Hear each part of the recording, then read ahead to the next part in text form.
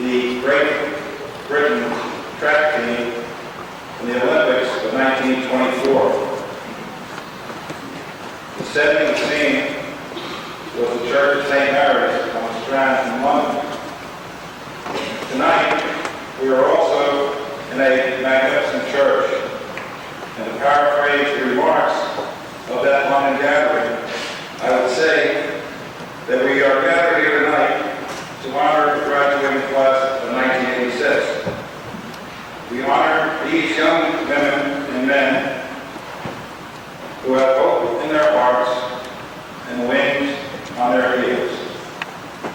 I am delighted and honored to be with you, the class of 1986, at your last formal occasion at St. Anne's School. For entertainment, I asked Willie Nelson and Julio Iglesias to come here tonight, but they had to prior engagements. I wanted them to sing to all the girls I've loved before. They couldn't make it, It's the dumb song. and Jenny wouldn't let me sing.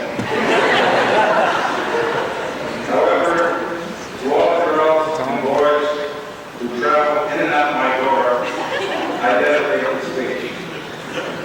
I know so many of you.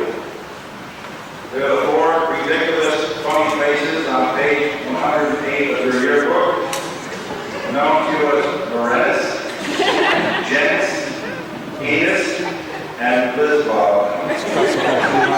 Then there's May, Sonia, Hillary, Dr. Sarah, Kate, Syl, so many more. Even a few guys who come through the door once in a while. And David Grace, I guess you've been with Jenny since community nursing school. That's about 14 years ago. I still remember serving on cleanup committee on Saturday mornings over on Willow Place with their fathers. This was a Saturday before I tried to keep the place clean and ready for the next week. Special mention is in order for our scholar athlete, a backbencher, Lance Brady, who brought us a basketball championship, and we really don't have to deal with that here.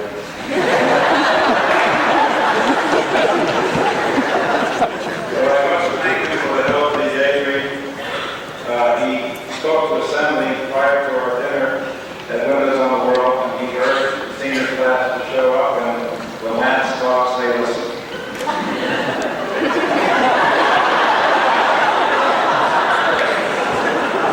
This is a group that shares and appreciates each other's success.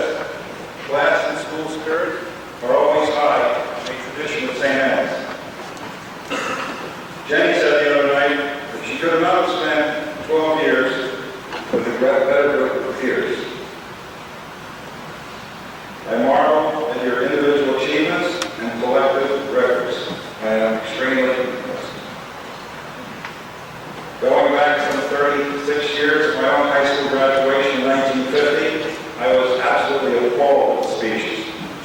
Everyone, the elders in town, congratulating each other on a wonderful job they had done, and they had sacrificed a lot to bring this class to fruition. And I was sitting in the back bench where Lance was sitting about now. And I was thinking to myself, I mean, what planet are these people on? My first 17 years were 1933 to 1950. The first 7 years was part of the Great Depression, 1933 to 1940. Then from 41 to 45, we had World War II.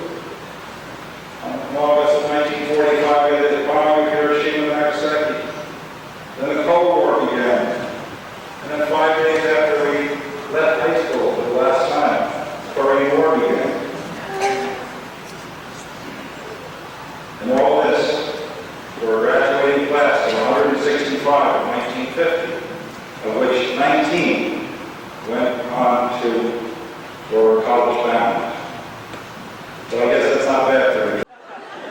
Your years have a striking similarity.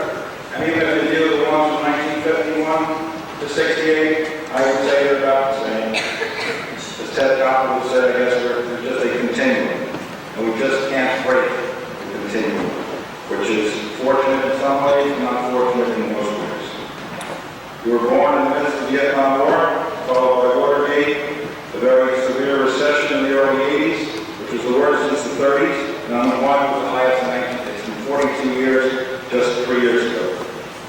You've lived all your lives with the fear of nuclear extinction. We, your parents, have wonderful legacies for you. Amending arms race, international terrorism, fallout from Chernobyl, failed murders in South Africa, inadequate housing, food, and medical care just a few blocks away. I'm not talking about Mars, a few blocks away. And then we have a building that's rising a half a block away that will eliminate sunshine on the eastern side of your school for the rest of its days. I'd like to apologize for what we've done, or what we didn't do. We really didn't do any better than those speakers that were talking to me 36 years ago. However, there's a bright side. You are the bright side. You represent the future. You represent our hope. You possess the necessary foundations for building a better society. I wouldn't be frightened of it because I know you have the capacity to do something about it. President John Kennedy said, one person can make a difference. Remember, you also love the book Dante. One of his favorite quotes was, the hottest places in hell are reserved for those in times of moral crisis. Preserve them neutrality. I guess at every graduation there's a speaker who will offer advice. Well, I have a few things to say. To meet the challenges ahead, you must continue to dream, to renew your sense of curiosity, and to keep your whole sense of wonder. Take the risk of failure, for there is no failure. Look upon the renewal of each day as a way to begin all over again. In closing, as I close Melissa's speech 3 years ago, Jenny, don't you can crawl up your seat anytime you want. I give you the sentimental words from the last scene of Camelot.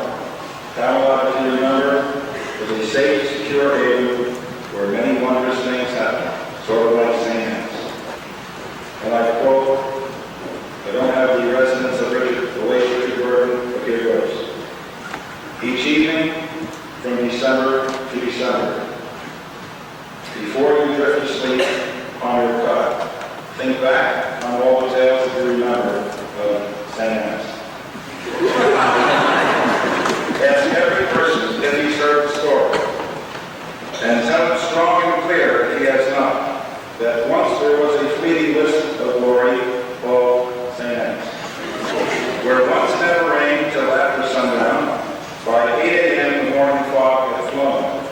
Don't let it be forgotten that once there was a spot for one brief shining moment that was known as St. Anne's. Thank you.